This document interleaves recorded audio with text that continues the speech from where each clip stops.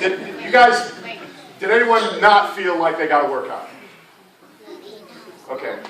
So we've just demonstrated together that if we would have done this without me talking in between, we could have completed this in 15 minutes, literally. So this is a reference I always give. There's 168 hours in every single week of your life. 168 hours. If you can invest 15 minutes 3 times a week and feel better, look better, function better, would you do it? Let me see a show of hands. Okay. Well, I've just demonstrated to you that you can. Now you have no more excuses. I had a mentor in my life. His name was Ed Cole. Great man. And he always told me, Clark, you're only committed to what you confess. So if you tell other people you're going to do something, now you're committed to it. That's the beauty of accountability. That's the beauty of this business that we're in, is that we are now accountable to each other, because I just kind of tricked you into saying, yes, I can do this. Because I've proven to you that there's really no reason you shouldn't. Because it's really your lame excuse, and if you know me, I'm just an honest guy.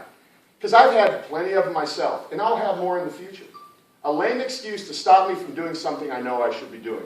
Whether it's physical, whether it's mental, whether it's emotional, whether it's financial, whatever it is, a decision that I make in my life a lot of times aren't thought out right.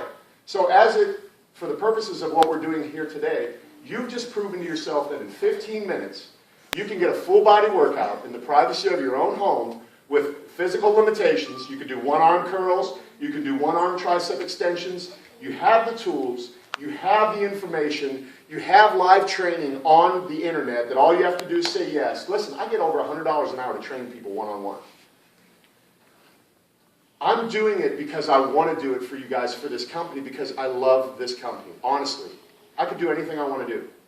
I don't need to be here, but I want to be here. And that's not that I'm independently wealthy and I've got all the money in the world. That's not what I'm saying.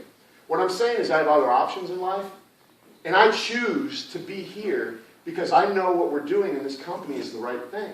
And I believe in each and every one of you. And like I said about Angela, and when I see everyone show up that looks so good, that's losing weight, and looking phenomenal, and making choices, and changing their life, it only bolsters my desire to be here even more, to do what I do. So now you guys have that information. So it's on you. It's now on you to do this. And I just want to share a little story with you real quick. And I know this is going to hit home, and it might hurt some of you in a way that's not meant to be that way, because I'm not here in judgment. I'm not here saying that I'm any better or you're any worse. I'm just simply saying that I know what I'm about to say. Some people are going to go, you're right, I wish I could do that, but I'm having a hard time not doing that right now. Okay? And I'll get to what that is in a minute, and some of you may have figured it out already. The man that married me and Anita is a Catholic. I'm not Catholic, but he's a Catholic deacon. One of the most amazing people I know, and he's the most loving guy in the world. He's not like this staunch, religious, dogmatic type of guy. He's the most loving person I've ever met in my entire life. All he does is give to the world. He's out talking to people in prisons. He's doing all sorts of stuff. His desire is to get out and give and move and do things in his life. Okay? And I can remember what he said at my wedding, and it just rings so true in my head. I mean, this guy's had such an impact on my life. Well, I get a phone call yesterday from the guy, and he's like, Clark, I need to talk to you. And I haven't talked to him in years.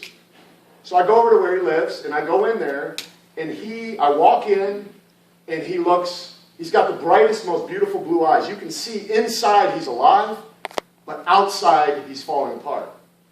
And what I witnessed broke my heart, and it took everything for me not to cry when I walked in there. Because as I was falling behind me, I almost stepped on his cord that leads to an oxygen machine that he has to be tethered to. It's so long, he's tethered to that thing so he can walk around his entire house. And I'm walking behind him, and I went like this because I almost stepped on that cord that could have disconnected his lifeline. The thing that gives him oxygen to breathe. Doesn't smoke, never smoked. He has COPD. He's got a half of a lung, one half of a lung that's now diseased. He wants to so bad get out and be able to go to a prison and talk to these guys and give them some sort of hope in their life. But he can't. He can't do it. And And he started asking me, he said, Clark, what are you doing these days? Tell me about your life. What's going on? What's God doing in your life? I'm not trying to be spiritual. This is just the conversation. Okay? First thing that came to my mind was this. I said, I'm traveling the country, Mr. Finn, doing a program called State by State, Saving Our Country 1 Pound at a Time. And he was looking at me, listening. You know when someone's listening to you and you know when they're not. And he was listening to me. Because he was so encouraged that I was out doing what I am supposed to be doing because I can. And he's sitting there, and for the first time, knowing this man over the last 30 years, I see fear in him. Spiritual guy, knows where he's going when he dies, but he is sitting here with half of a lung that's now diseased, stuck to an oxygen machine, can't get out of the house, wants to get out of the house, wants to get out and exercise. He said, Clark, I might walk to the mailbox today. I said, Mr. Finn, let's do it together. Walked to the mailbox, had to be on a walker. But when he said, Clark, I might walk to the mailbox today, 30 years ago, that guy said, you know, I'm going to go run a marathon. But he can't anymore. So my point is this. Gosh, man, we need to understand, and I'm including me in this. Okay, I'm not talking to you. And again, I'm no better, you're no worse. We're all in this together. Because I make bad choices all the time. I might look good, but I'm asking myself now that I'm 50 years old, am I really healthy? Yeah, I look good. That's all great. But for the second half of my life, is Clark Bartram, the fitness guy that's been known for this, is he really healthy? Am I really, really healthy? I don't know. The only way I'm going to know that is if I go and I get checked out. So that's really the core of this. Okay, I want you to understand. All this is a great byproduct of what we do. Eugene Smith and I were in the lobby this morning. He goes, Clark, I just want to be healthy. He goes, you look great and all that. You look great and all that, but you know what I mean? I just want to be healthy. And I thought, you know what? If we could all get a hold of that and understand that. So, with that said, I know that some of you are struggling to break certain habits that you have in your life. This morning I got up early. Only because I couldn't sleep. I'm like, what am I going to do? So I went out and I like to do sprints. And this may have been someone here. I don't know. So if it was, I'm not talking about you. I'm just saying what I observed. I go by the Starbucks back here and I sprint down and I'm running and I get to the end and I'm breathing in deep. I'm thinking, yeah, I want to get some oxygen. I want to get some oxygen. I look to the left and there's a lady sitting over there in her pajamas, obviously just got out of bed, smoking a cigarette. And I thought to myself, man, if we could see down the road, if we could see beyond that desire and that need to do that, and again, I'm not talking about that in a bad way, but what I'm saying is I know a lot of you struggle with this in your life and you want to make a change. And for some reason, you've had a problem doing that. I'm not saying you shouldn't smoke if you're in this business, but what I'm saying is what I observed.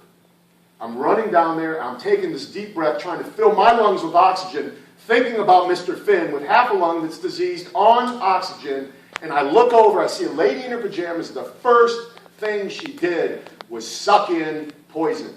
And I'm like, gosh. And then, you know, everyone knows my dog Doug by now. Right? Yeah, it's not your dog. Yeah, it's not my dog. That's more pictures than my new baby. I know, that's what I'm saying. And last night at dinner, we were all talking, everyone's busting out the pictures of the dogs. We all have a dog that we love. We are in love with. It changes our life. Or a cat. Or some sort of animal. My dog ate. I used to be Jack, who remembers Jack LaLanne? Okay, Jack LaLanne was a fitness icon. Started the fitness movement in the world. Okay? Legend. And he said something one time at a meeting that we were at, and he goes, you know what? You would not give your dog a coffee and a cigarette first thing in the morning. You would never in a million years do that. Who would give their dog a coffee and a cigarette first thing in the morning? My grandfather. Okay. There's always an exception to the rule. There's always one in the room. He just needs a smoking buddy. Usually an egg and biscuit gravy. Okay. Treats him like a human. That's good. But the point is, you know, most people would never ever do that. So why then do we choose to do it to ourselves? When we know, and it's not just smoking, it's all the other things that we do.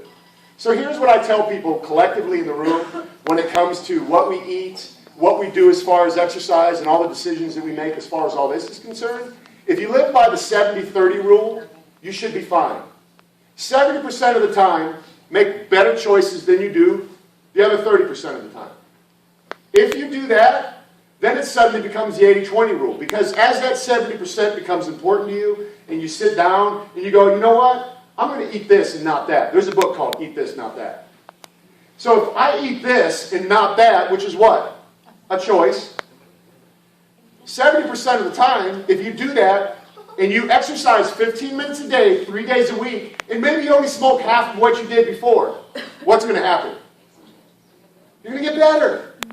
It's that simple. I'm not saying stop. I'm not saying change. I'm not saying become a robot. What I'm saying is let's collectively, myself included, okay, make better choices 70% of the time of our life. And then once you master that, it will become a whole lot easier. That when you do decide to make those bad choices, they will be more impactful in your life. I eat pizza. I love it. I ate a whole pizza the other night. I'm like, I got to start dieting. Mitch, call Domino's. He gets all upset. Yeah, dude, we get 2 medium pizzas. He knows to get one with what I like. I'll kill that thing in 5 minutes. Done. So I'm normal. I'm human. The more you guys get to know me, the more you realize I'm just a real dude. When you first met me, you're like, oh, he thinks he's something special. Let's finish that.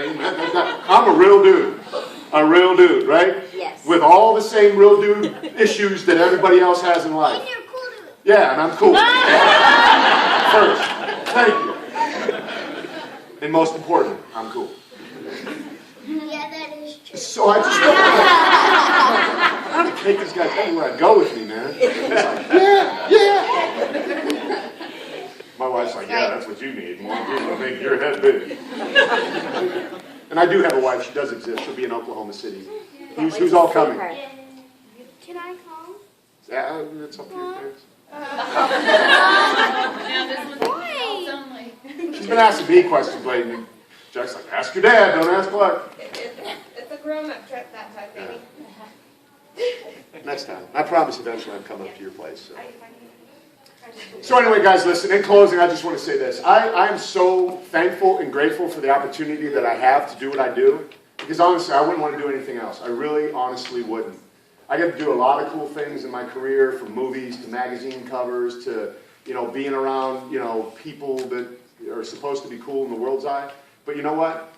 You guys are more special to me than doing all that stuff. And that's the God's honest truth. I swear, Gary Hale will tell you, when we get out and we drive, we're out on the road, 95% of our conversation revolves around you guys. And we don't even know half of your names yet. But it's all in how we can help make this company a better opportunity for you to, one, change your life physically, emotionally, and financially. If we can accomplish something in each one of those categories, we've done our job. So you guys are here today proving that you want to do that. So I applaud you for coming out here and making the effort and strengthening your cause. And that's it. Do we have time for a couple questions if anyone? I know they won't ask. Anyone have any questions? Did you poop today? Not yet. No, did I? No, I didn't. Last night I woke up at like 3 and pooped. That was weird. That's today. Oh, that was today, yeah. My clock and my whole thing's all off. And that happens, that's why we have products to deal with that sort of thing if you have issues. Like if I eat the wrong stuff, I get all messed up. So I take Cochrans and get back on track. And I know you guys are going to ask me questions later when I leave, and I encourage that you ask in an open forum, because that way everyone gets the benefit of the answer. And yes, there are stupid questions. I'm just putting that out there. Hey, Clark, I've got a question. Okay. With summer and pools, what's some good pool exercises? You know what? We were talking about that yesterday. Is a guy in here that I was talking to? No, he didn't show up today. You know what? If you get in the water in the deep end and just like run in there, again, resistance, moving your hands through water. So if you take them from this to this, that does what? Gives you more resistance. So you're working your whole entire body in what? It's very low impact because you're like half of your weight inside of the water. So if you get in there and just move, and then at the pool stores, they sell those things that you can put around your hand. They look like conquistador hats. And they have all sorts of fins around them. And you can get in the pool and do this and curls and back and forth like that. You can even go on the internet and go, pool exercises, and I guarantee you there's going to be video after video on there of different exercises you can do in the pool. So if you just get with your hand and do that, and that, running in place, that's phenomenal. Yeah, use your pool, man. We got a pool and never go in. All I do is clean it. Your pool done yet? There's a big pool party at the Tabaki's here soon. Everyone's invited. Everything, too. You don't have to bring anything. It's all. Not even the bathing suit. Just show it. Anyone else? Nothing? Okay.